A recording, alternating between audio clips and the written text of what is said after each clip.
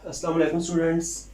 हमने शुरू किया हुआ था first year chapter number 5 atomic structure, और इसमें हमने लास्ट अपने लेक्चर किया था।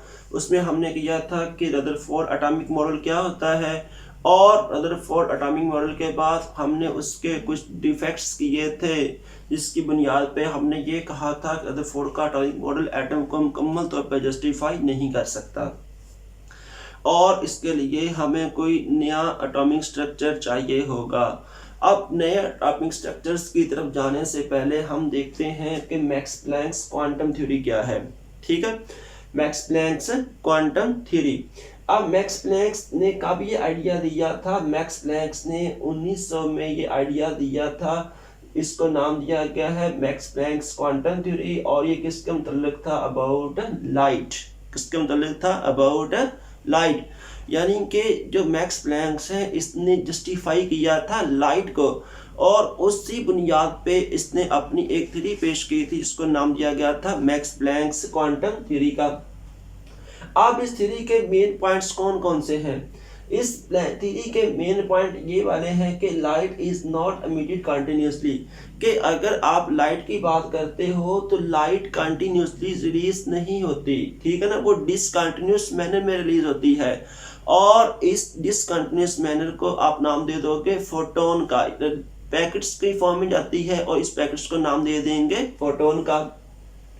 Light is emitted in the form of packets, और ये पैकेट्स क्या कहलाएंगे? रोशनी के चक्कर में इसको नाम दे देंगे फोटोन का। Energy associated with photon is as, अब उस फोटोन की जो एनर्जी होती है दैट इज क्वांटाइज्ड। क्या होती है? वो क्या होती है? वो होती है क्वांटाइज्ड, और उसको हम लिख देंगे E is equal to H we. अब E यहाँ पे है एनर्जी है, उसके बाद एच यहाँ पे प्लैंक्स कांस्टेंट है, और यहाँ पे ये जो आगे आपको साइन नजर आ रही है फ्रीक्वेंसी, ये क्या है? फ्रीक्वेंसी है। अब प्लैंक्स कांस्टेंट क्या होता है? प्लैंक्स कांस्टेंट को अगर हम डिफाइन करते हैं तो प्लैंक्स कांस्टेंट को हम कर देंगे ratio of energy of a photon, कि एक फोटोन की जो एनर्जी है वो वाला to the frequency of photon, यानी कि जब आप एनर्जी और फ्रीक्वेंसी के दरमियान आप रेशियो को लोगे, क्या काम करोगे? आप एनर्जी और उसके बाद फ्रीक्वेंसी, इन दोनों के दरमियान जब आप रेशियो को लोगे तो वो कहलाएगा प्लैंक्स कांस्टेंट, और इसको शो करेंगे एच के साथ, और इसकी वैल्यू होगी 6.63 इंटू 10⁻⁻34 जूल सेकंड। और जो ये क्या फ्रीक्वेंसी होता है? अब फ्रीक्वेंसी क्या होता है? फ्रीक्वेंसी को आप करोगे नंबर ऑफ वेव्स प्रोड्यूस्ड पर सेकंड, ठीक है, नंबर ऑफ वेव्स प्रोड्यूस्ड पर सेकंड, या number of wave passing through a point in पर सेकंड, इसका वो वेव नंबर होता है, तो ये आ जाएगा फ्रीक्वेंसी का नंबर ऑफ वेव प्रोड्यूस्ड पर second. Photon having same energy, अब जो कि जितने भी हमारे पास फोटोन होते हैं उसकी एनर्जी क्या होती है? क्वांटाइज्ड होती है। उसके एक पैकेट की एनर्जी क्या होती है? सेम होती है, और इसलिए उसकी एनर्जी को हम डिस्कस करेंगे फ्रीक्वेंसी में। ठीक होगी बात? जो हमारे पास फोटोन्स होते हैं, फोटोन्स की एनर्जी सेम होती है, वो क्वांटाइज्ड होती है, पैकेट्स की फॉर्म में एनर्जी क्या होती है? वो सेम होती है, और उस एनर्जी को आप डिस्कस करोगे फ्रीक्वेंसी के साथ। अब फ्रीक्वेंसी क्या होता है उसके ऊपर हमने बात ये वाली कर ली थी। अब इसके बाद आ जाएगा E is equal to H we. अब E यहाँ पे क्या फ्रीक्वेंसी है, और H यहाँ पे क्या है? प्लैंक्स कांस्टेंट है, और E यहाँ पे क्या है? एनर्जी है। अब इसके बाद आ जाएंगे वेवलेंथ ऑफ फोटोन। अब वेवलेंथ क्या होता है? इसके लिए हम एक वेव को लेते हैं। हम वेव की बात करते हैं कि वेव के दरमियान होते हैं क्रस्ट और ट्रफ। अब अगर आप इसको ये बात करोगे तो इसका अपर पार्ट होता है, इसको आप नाम दे दोगे क्रस्ट का, और इसके बाद इसका जो लोअर पार्ट होता है ये वाला, इसको हम क्या नाम दे देंगे? ट्रफ का। तो दो कंसेक्टिव क्रस्ट या दो कंसेक्टिव आपने ले लेने हैं ट्रफ। ठीक होगी बात? क्या करना है कि हमने दो कंसेक्टिव क्रस्ट को ले लेना है, या हमने दो कंसेक्टिव ट्रफ को ले लेना है।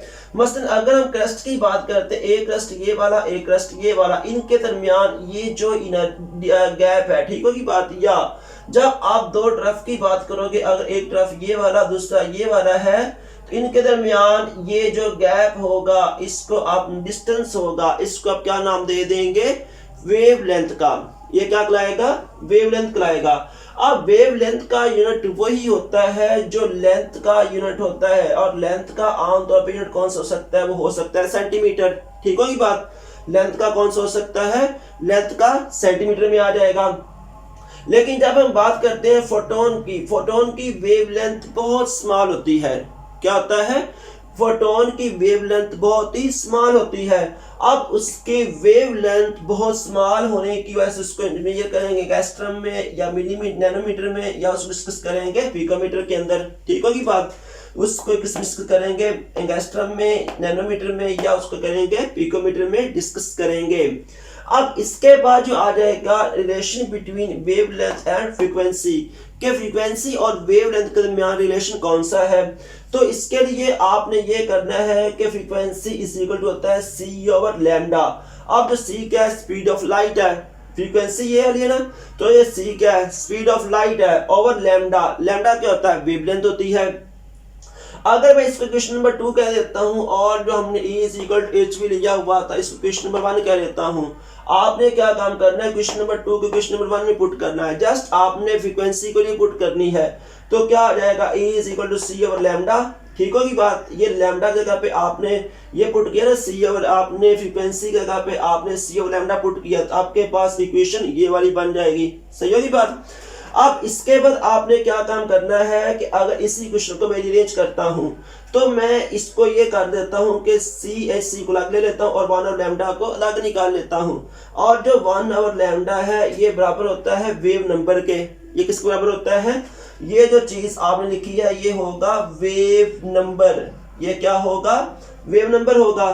तो जब आप वेव नंबर को पुट करोगे तो ये आ जाएगा E is equal to h और क्या वेव नंबर आ जाएगा।